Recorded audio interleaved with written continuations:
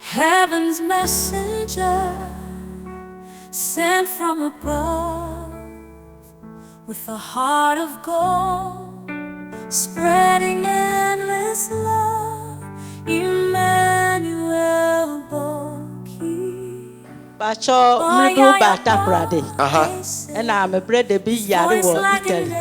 We bubu guho kra untumi enyeshi. And omodi machine ashen mu. Ehwa na ye fade aduane ma no. Na wo ka kire me say waye oba bi bone. Nti wawu awie. Na me ka kire o say mesro banyame mpa no nsore. Na besi nne machine na ye de shenu mu no. Ye free no mu. Awesome Jesus. That is what you call divine healing. You knew what, but near the Aquanchre, Aquamu, or Taprade. Now, Aquaya Juma, a Wabuchri, Jasembe, or Catcher Rade. It's in the Casa, a rather metawasi. Ogyaba Yame, metarasi. After me ba, Yamin Shra. Oh, Shra, Shama, Adomania Cassi. Amen. Ambroso, Amen. And so, Amen. Jesus, Jesus. Amen. Amen.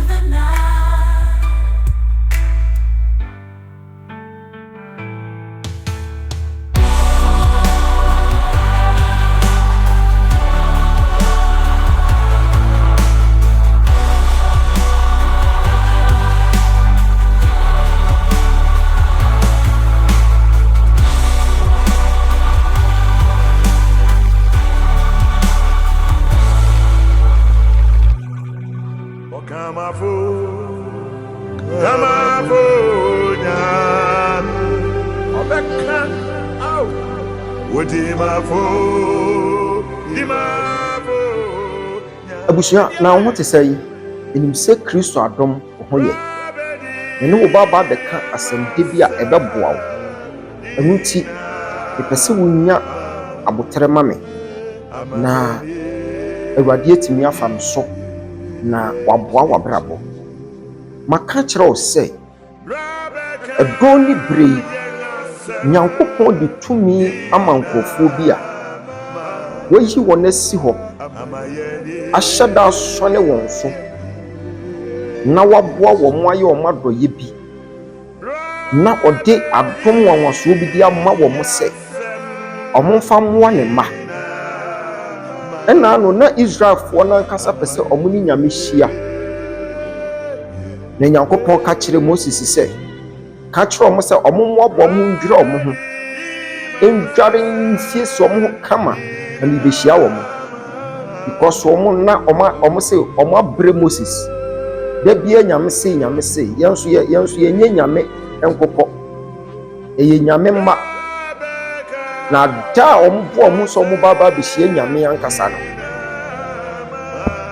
yawe Yeshua ama share tu ne nan ketuwa bi no de si asase so Bible says sada no nipa ewu ye nya asempetoa adai and nai bi any concept about yasefo asase so na anu nti onye bibi just we yi na dia kire ne nko a wa hyeda pa nkofu bi na nipa mani nti ase nti na yemu ade nti yese Nyankopon na nkasa mra me kasa nkire ye edani nipa ewu ye nya asempetoa efiri kwo na Israel for say efiri na koyi ye nyina ye betie de odifo Moses eka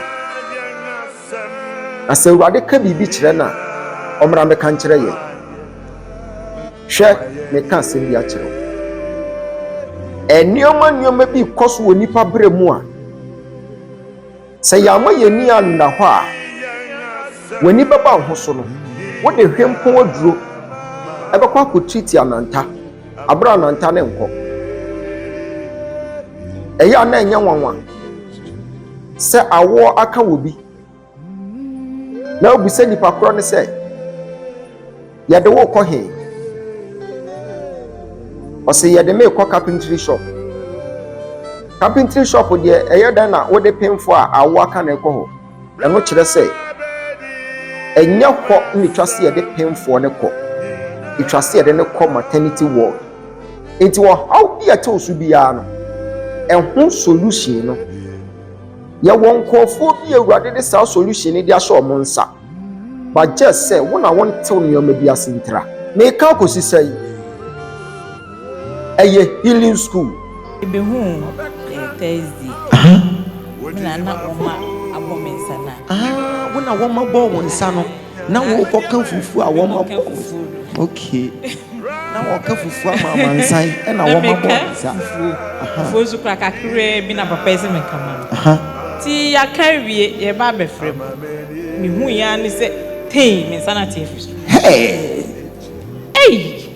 na yetie mu frɛ papa no ba ni e kone nam hospital kwa high se kwa ti wo ma ntimi anya mame na ade chiesu ade chiesu no ni esa ko ye ko read no ye ko ho no e bo to fu kro se ntimi aya mame ye ma me wie no edi na wotwe no na e pro na ne nsa ne pro ode ne nsa ne bae e hwe ne nsa ne se ya pe na se kai edo bi aduane so bato oboa ontumi nwe ensa wei ontumi nwe office wa na me de oil bush na me pompaye eden na sie ti papa o ma me 20 days na o ma me koya akwanche so kakra bi we wie ye eden na sie koya akwanche ni wie ye ma nya nwie podu 15 days na me koye na nsa ne say ye black na me oje banyame Mami 20 days. Me say e bibia be okay. Ti mi kodru ye na se nsu asa bi gine mu. Na omu chase so omu say ya mami. Na 15 days, na ka 5 days. Na ka 5 days. Na Inti me kwaye na omu hwe ma mi gina me so na 2 days bia na me 2 days bia na me gina so. Ti 15 days ni 20 days ni dwe na nsa na kata. Na nsa na kata. Wonsa kase ma Jesus oh. Me mano 20 days. After 5 days, never toss was so 20 pepe. Na ensana April, na fair season, na kata powerful. Na sakatem sensan be fifi. Na shasi fifi. And I'm a sankato asa wonsa we. E be se fifi. Ensana shasi fifi. Wonsa kasema Jesus oh. Maybe the state prophet, me see Jesus Christ na de me yaduma. What say? Won ti asia to Ghana card to chile. Nti papa ensano asase se fifi. Asase fifi. Wom se ye twa so nie ba me se nyankopon afa so aye bebi. Nyame ayɛ. Ama me asidan me gina wo musremu. Me gina wo musremu papa nyame hrawo. Wo hrawo so. Nyame hrawo because na ni da so asa. What ne nsa ne ba ya. Me say mama na sa won say Abraham kasa na ewom ne pie. Wo say papa minim de aye. Eye woman na bo mi o. Aduane pocket bi. Na say nsai. Ede obi aduane so but ye ma na nwe. Me so mu say ehwa na ye gifre aduane no so. Ende hwe de nyame aye. Wo te wa wo say sunsum ne o mani o. Do obo ne say obenya mobile money 10,000. Me yes can no. Omo say honey nyina kasa ni nyina ebubu. Nti my message twice. My message twice and sana me ba wani. Wow. And sana dia toss me kwa no mu nyina me. Wow. 20 days pepe 20 days na me kan ye pepe. Bon sam ka se ma Jesus. Ka bibi kira ma no wo fie. Me pama cho bebre ma mu fie ha. Nyankopon otimi ade nyina ye. Nyankopon de Ogyaba ye adwuma. Because me ba ha no me de areho. Na wo hwe mani kura enhwe. Because me yaw pen na me remu no. Enye bi me ne me ba girl ne ba ye. Na no school programs they say was starting Oku school. It's in wa bia. Wo ba ha nya gidie. Say we betimi aye. Because me ba ye no me nya gidie. Not 15 days. No and say Ogyaba nyame. Me sa ka Ogyaba nyame bo mpa ye.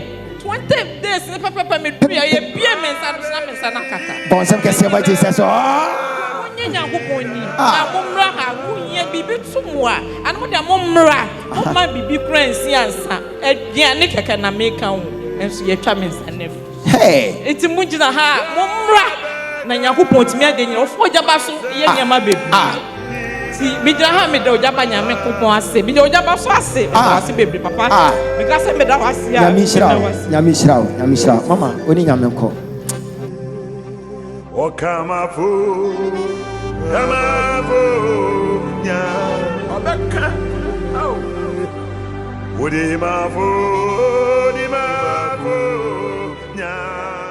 school, healing school, healing school. Adia, yeah, Baba, a year 24th of January. Na yadi yan se gunko for so na ya bompa ya ma ya saba. Na nkofo bi adi adanse aka se Ewurade woni wo yaresafo. Wonim so obi de ne yare bi akọ hospital. Wonu mu nro te se de wo di aduane. Otimi kan nro bebre boso. Na owo me na wanom. Onum wie kura nka yare no. Obi num aduro wie pe aduane kura anya na kono bi because wa me. Munti anya di healing school neighbor ewa Accra Madina Abukobi 24th January anopa 8 na me wo ho na afei wo ba aboa wo ho ta wo 500 cedis a wo de bekọ akọje wo nuoma ye de be ye wo ho adwuma na afei wo ba be di line so na afei wo ma odifo kwan se memfa mensanto nkofo so na menhwe ba bi ayade ni fi yantiatia ayade bi na mfiri wo hyabra so nkọ na wo minim so obedi adanse eye healing school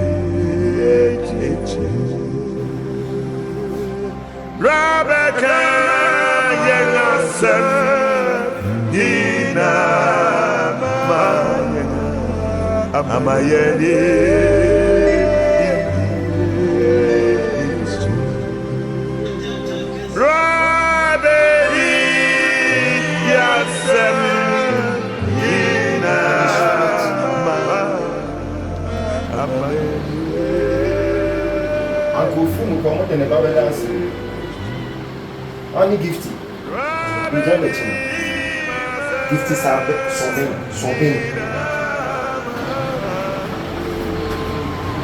What was saying? 6. And Ma said, Ma 4. Holy shit.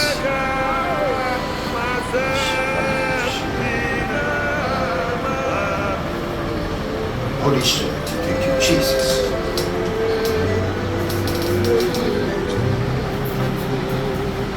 Okamafu, nya, abeka, udimafu, nya, rabedi masafina,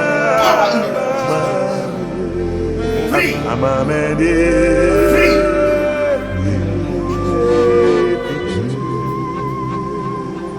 Rebecca, Yanasem,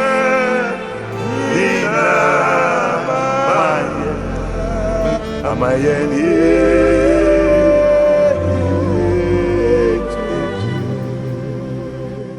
Abusua, adia etwa se wo hye ne nso ne se enya nnuoma nyina ena ye honam ani ade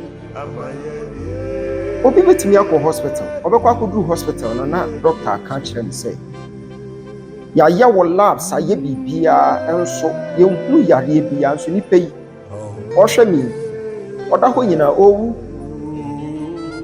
owa ho kire kese mpensi kese pa a doctor ye na famu de so wo hunu hwe eno kire obi se ade yi sunsunma de eno ne basa wo hia onyankopon difo bi a onim sunsun nsem hwese yakọ eye Kofodua Assemblies of God sorry na obi a ɔno kora de wɔnim sɛ saa yare a ahohomɔne de atɔ ne maame so no ne nana so no ɔmo de saa yareɛ ne ebrɛ no enti sanka wɔnhyia ɛyɛ odiifoɔ bi a wɔhunu adeɛ ankyerɛkyerɛ mu ankyerɛ sɛ sei na ɛkɔ na sɛ n'ani fura yɛ a habo so ɔde ne nam eye clinic ɔde bɛkɔ ha na ɔde akɔhunu eye doctor wei na ɔde ahunu wei n'ani bɛba ne ho so na ɔno nso ani afura hyɛ dɛm te sɛ deɛ ne nipa ne ani afura hyɛ dɛm pɛpɛɛpɛ ɛwɔde na wɔn se wɔn a wɔn ade wɔn abiri tumi na wɔn de wɔn so Jesus apura ɛdi yɛn nsa ka no wɔwura no nkonko wɔn wɔn nsa ka no da wɔn so wɔn nka ntɛm wɔn nyinaa yɛn nsa wɔn abasa bɔ yɛ adwuma ma no na bibi awie pɛɛ no so bi gyina na so yɛn fo ase bɛ yi so amen.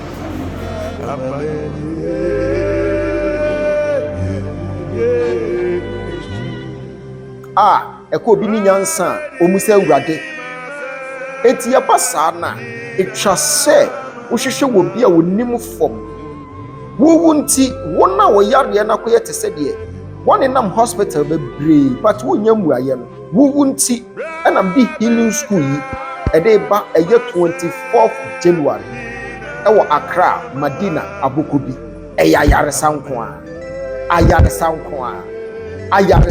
a ɛhɔ na wobɛhunu sɛ yes saa wɔ how na wode ne nam kolegu 37 38 no ɛni kwa sɛ wode kyini saa ɛtwa sɛ saa healing school wei ayaresa ade a yɛba bɛyɛ yi wode wo ho kyini ɛna ano na ɔmode obi ɛbɛkyerɛ Yesu n'asuafoɔ no ɔmo sɛ ɔmode ne firi Dr. Hwan hɔ na de ne kɔɔ Dr. Hwan hɔ ɛna afei deɛ ɔmo ankasa adwene mu no ɔmo nya nteɛ sɛ daabi adeɛ deɛ yɛmfa nkɔ mpaebɔ enti Yesu yɛ mpaebɔ saa wɔhu yɛ sɛ yɛde yarefoɔ yi abɔfra yi aba hɔ yɛde ne baa yɛ asuafoɔ yi na ɔmo yɛ gegegege mekasa kyerɛ wɔn a wode yareɛ bi akɔtena ɛyɛ prayer camp biara bɔ mpa yɛ nso sɛ wo ho ntɔ no wɔn a mekasa kyerɛ wo wode wo yadeɛ timi foro Atwea Mountains wokɔba woba bɛsi kura na wuwu wɔn wɔsɛm na meka na afei deɛ asuafoɔ yi ɔmo bɔ tons akɛseɛ broskata still na yareɛ ne ntenkɔ kɔpɛm sɛ maame na akwalaa no yɛ ne ba no ɛne papa no fa akwalaa no ɔmode ne berɛ Yesu hwɛ yɛ apɛ ɔrecite meditate prayer wɔ ne tirim pɛ ɛna ɔkaste yareɛ no firi so wɔ sɛ adeɛ wɔ yɛade ban yareɛ wɔ yɛade ban deɛ ɛyɛ akɔmkyene ɛne mpaebɔ that means asuafoɔ no ɔmode mpaebɔ nko a ɛno nti wontimi mfa golf ne engine fa nkɔto Benz mu ɛma ne nyɛ yie nti na kyerɛ sɛ ɔmo twerɛ ntoa ho abusua Yesu asɛm ɔkan wote ɔsi adeɛ wɔ yɛade ban no ɛyɛ akɔmkyene ɛna mpaebɔ nti wobɔ mpaeɛ nko a ɛmfa ɛna nyame ayɛ ama mede nyame ase nyame ayɛ bebree ama me ba ha na doctor hyɛ me date sɛ ɔbɛyɛ experiences operation bi na ama me nso mede esu ne ɔyaw de ba ha bɛsu frɛ Awurade nso efiri bɔɔso me ba nso nyame ayɛ ama me mama akɔnkyerɛ a meyɛ me kɔɔyɛ na 3 days pɛpɛpɛ me kɔɔyɛ no doctor ne sɛ ɛni bo doctor ne sɛ ovarian cyst ne bo nti wanyɛ anyɛ operation ama me fa mu ne ni wɔ bɔɔso ɔfo ni wɔ bɔɔso meyɛ nurse ni wɔ bɔɔso meyɛ nurse ni wɔ bɔɔso nti ovarian cyst na ka doctor akɔyɛ operation wokɔ ayɛ na ayɛ dem pa bi a ovarian cyst na yera ama ɛyɛ doctor ɛyɛ ne nwanwa me kura saa yɛ nwanwa because ne ɛsɛ ɛso it is operation a bit me aboa me operation so dear na me bɔ mpa sɛ bi nsi wɔ makwan nso enya ho utumi ame tumi nti me ba ha me nim nko ase na me yɛ 3 days pepepepepe ovarian cyst na yera and me call am check ma me o say o e bibia ni won say doctor we sure say na me say ye Awurade o de ma Nyankopɔn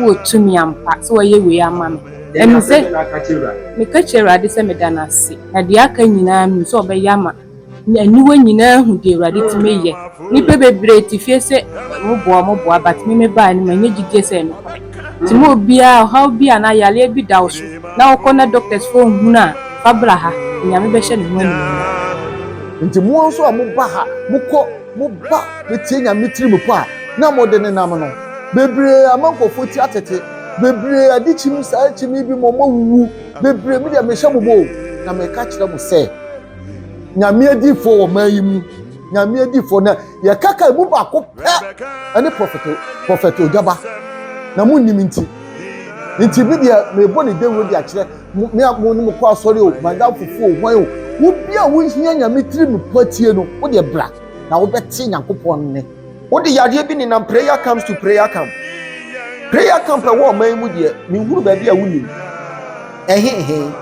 dan dai ni nyina wakobi pastor what a hoyare e pa chaw sa healing school we ayaresa sum we menyu hu firi sa da no enye da ye ba begoro ntwene ya bedi asa wo ho wunya baba bedu ho aboa wo ho 500 cedis a wo de bekwa kwaje wo nuoma wo items akade no mpaebo akade no na wo de ababa bedi life so ama wo di life so pe eno ano no ye nya tro o paper sha won sam na di line no so a na wa twen ni afi na the doctor of divinity me ba be kire wo se urade amantumi maka kire wo me say said ye Paul kan say otumi ade nyina ye enam Kristo Yesu a o hye ne den no nansu mi tumi ade nyina re enam Kristo Yesu a wo hye me den me si me bo Yesu Kristo din atia yare na me no to ayira sada na bewunu se sa wo yare na ete so no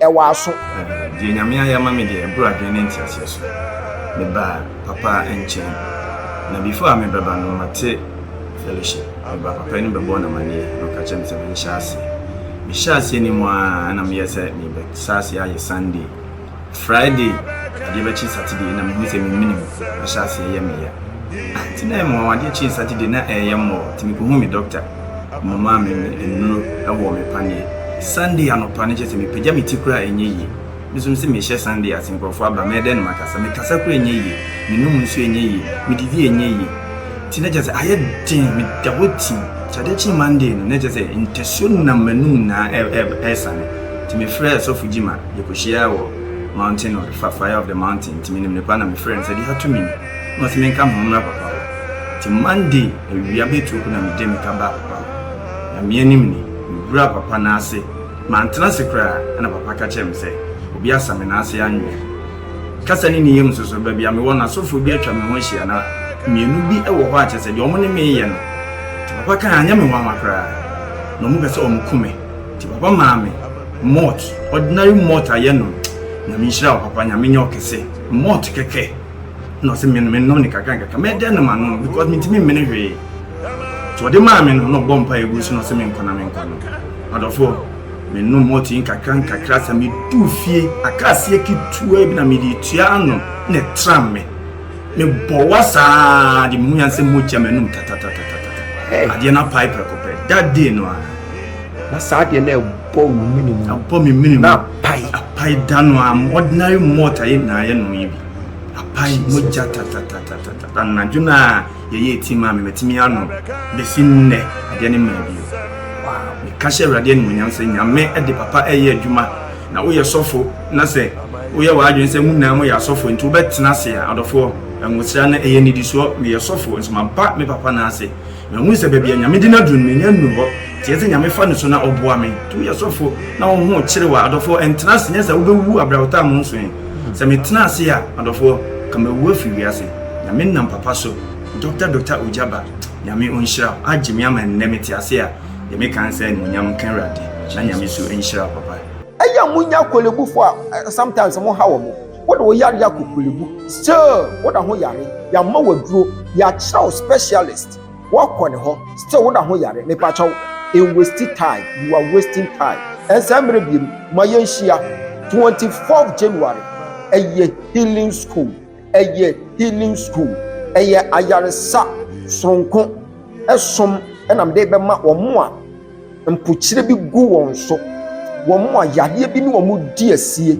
saa da no Jesus Christ obeye mewurade na ma ye na ko apreko pe me to nsa frɛ wo a wo hwɛ mi yadeɛ bi atena wo so akyɛ wo yadeɛ no kwa deɛ akɔyɛ te sɛ deɛ ɛbɔ watch etu wonya sika na aba hey yɛbɛteatea saa adeɛ no obi yareɛ ɔtɔ aduro sika kɛseɛ mepakyɛw muwu nti ɛna ɛyɛ healing school ɛhɔ na wabɛhunu sɛ yadeɛ bi wɔ hɔ a yɛde nsa too so sei ne ɛma wo direction na makyerɛ sɛ fa wei ka wei ho na wodi adanseɛ doctor bitie o ɛnɛ ɛna Ghanafoɔ ɛne wiase nyinaa bɛhu sɛ ampa o doctor no ɛfiri soro ne nyinaa ne sɛ me nua baa yi ɛbɛyɛ bosome bɛ nson ni awurade nam wo so ama ɛyɛ akwankyerɛ bi wɔ ha apo akwankyerɛ okay na ne sister panyin ɔyareyɛ a ɛyɛ fibroid ɔkɔtwa scan no doctor fɔ sɛ fibroid da ne yam maame baade me ha na onya apo ni bi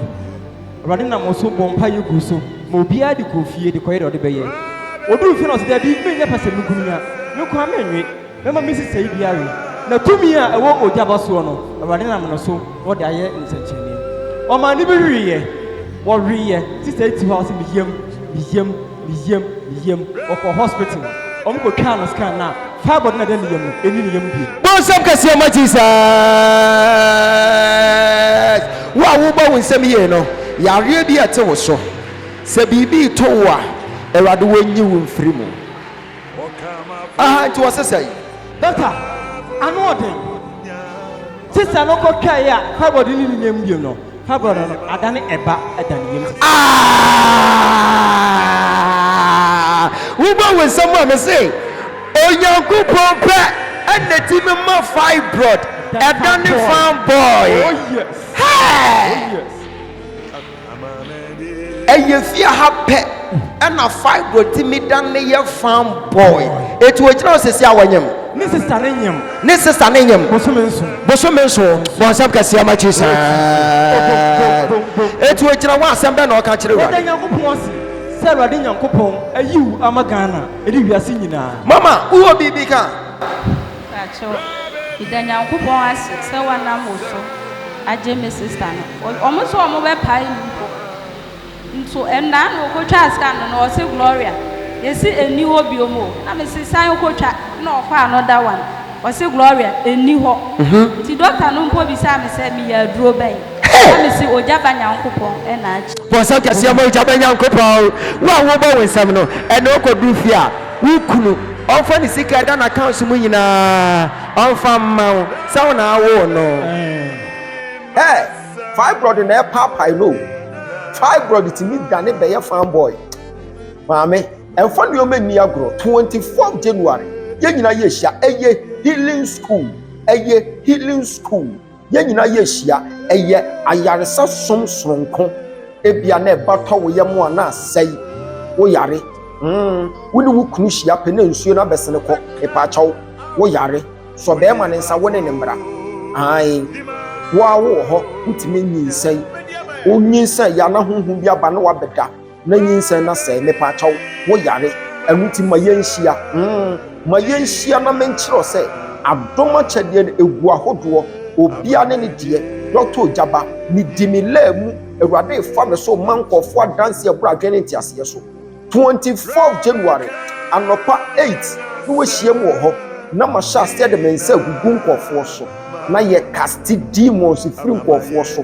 honhom adidie wobɛso daeɛ na wodidi wɔ daeɛ mu obi sɛ meso daeɛ ne yɛde gɔgɔmɛ ɛde agu paint rɔba mu ɛna meti di te sɛ indomie ɛno na ma papa mesɔre anɔpa ɛnneɛma bi agu me ho kɔsi me nan ase makɔ hospital mayɛ deɛ mɛyɛ still na afei deɛ adane ɛyi yareɛ sɛyɛ ɛna ɛsɛe me honam ɛsɛ maame wadi aduane bɔne yɛde akwankyerɛ gu akwan mu saa da na nadwo ɔfiifiifi the whole night ɛdɛn na wɔfie no yɛde akwankyerɛ gu akwan mu ama afe deɛ dɔkta ntimi anyɛ afiri nipadua no mu ɛna me ne wokasa yi sister yi ɔsan bɔ ne wedeɛ mma ne ho atɔ no obi aso daeɛ wɔso daeɛ ne yɛabɔ ne paneɛ wɔnya HIV ɔkɔ hospital a yɛsɛ ɔno deɛ wɔwɔ bi but bɛrima a wɔne natena wo mmiɛnsa bɛrima ne bi yɛpaakyɛw wei ɛyɛ false HIV bɛrima a wɔne watena na ɔne wawo mmiɛnsa ɔni bi but wo deɛ wowɔ bi na saa anansesɛm wɔ yi ɛhefa ɛne yɛde bɛdi obi gye onipa onyi sunsun nneɛma ni wɔ kaase hwee ni hɔ mepakyɛw biribi wɔ hɔ paa obi so daeɛ ne ama ne kawuro sɛ ɔwe kawuro ne wie adeɛ kyee ya ɔno nko a otumi nya low sugar wonim sɛ so obi nya low sugar ne sugar ne yɛ low paa obetumi awu at any time ɔkɔ hospital yɛ sɛ sugar ne wɔ low ɔmo ho asikyiri na ɔmo de ama no still ɔpem sɛ yɛhyia no akutuo gya ɛno nso yɛteɛtea yareɛ no na wayɛ free masa ɛmfa nneɛma ni agorɔ wonim yareɛ a yɛde bɛfia ha yɛtumi tam yareɛ de bɛfia ha sei obura pɔnte hɔ a na obiaa ɛwerɛ hɔ but onye pie yɛnimu a na mama ɔmo ahunu sɛ doctor ntumi anyɛ a awurade bɛtumi ayɛ. This is how I became. This is me. When I came here, I could barely walk. For like 3 months, no food, no water. Because they were saying that me and my day now pro.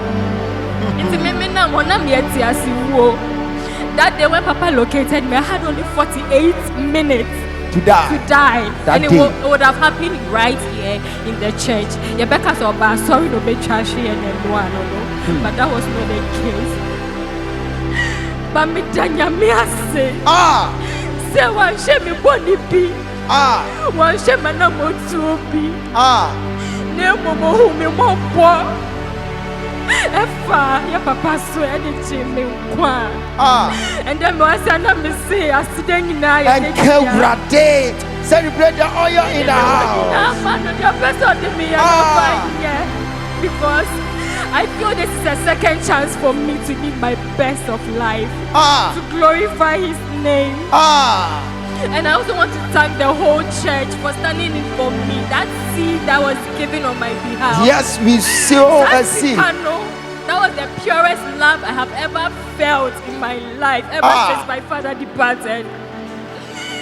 Papa, me just say, everyone minka. Me see, I mean, you baby, and God being so good, sickle cell, typhoid, whatever. Celebrate the oil in the house.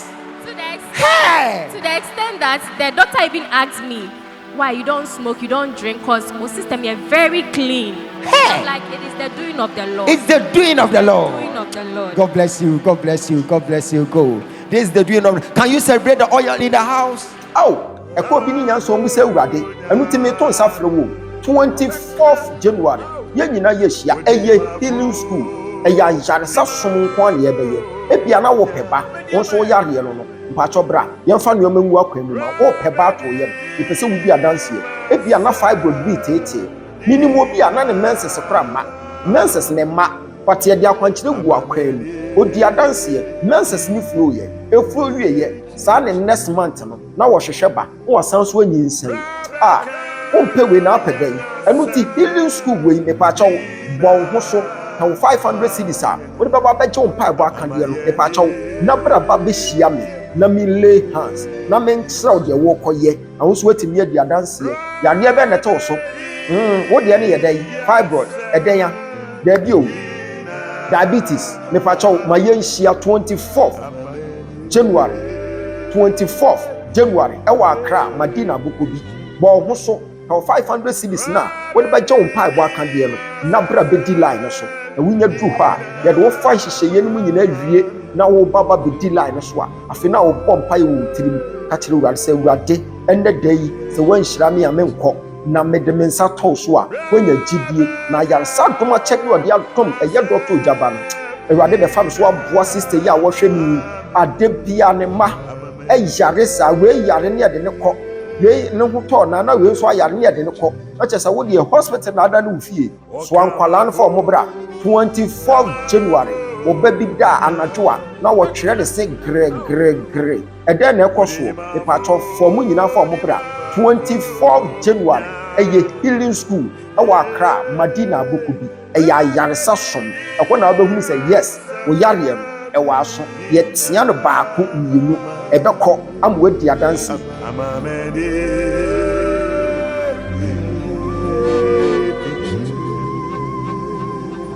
Rebecca, young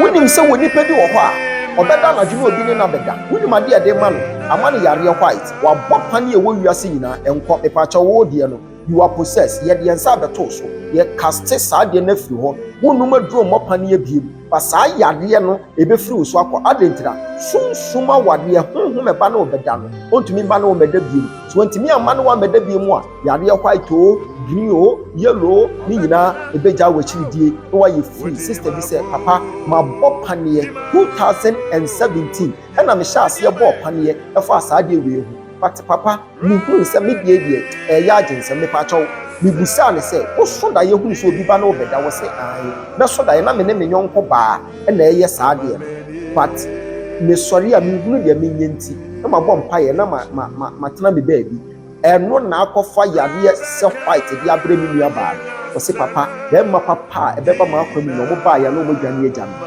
a ɔmo deɛ nimguase ato sister no so me nua baa no obi na ayɛ ne saa a yɛbɛhwehwɛ mu 24 January mepakyɛ bra bɛhyia doctor of divinity na sɛ ne yɛbɛkɔ no wonyɛ hu m'anim sɛ pɛ na mahwɛ sɛ wɔwɔ deɛ no ɛnyɛ sunsum asɛm a mɛka kyerɛ wo sɛ yɛ sunsum asɛm a mɛlay hands ɛkɔ na metea yadeɛ no na yadeɛ no manifeste manifeste pɛ ɛno ano no na wayɛ free mepa adanseɛ de ama wo ɛno nti na me sɛ 24 January ma yɛ nyinaa yɛnhyia ɛyɛ healing school adanseɛ a wobɛdi no ɛbɛgye wo nsɛm yɛnhyia wɔ Accra Madina Aboko bi ɛyɛ healing school obi abusa sɛ wokɔ he a na waka kyerɛ sɛ maboa me ho mapɛ me 500 Ghana cedis mede kɔ akɔhyia wo de hurufoɔ no ɛwɔ Accra Madina Aboko bi mepakyɛw wonya baba bɛdu hɔ pɛ na woahunu ɔmo wɔ hɔ na wakɔ na wakɔgye wo mpaebɔ akadeɛ no nyina na yɛama wɔ namba na wababa bɛdi line mu na watwɛn me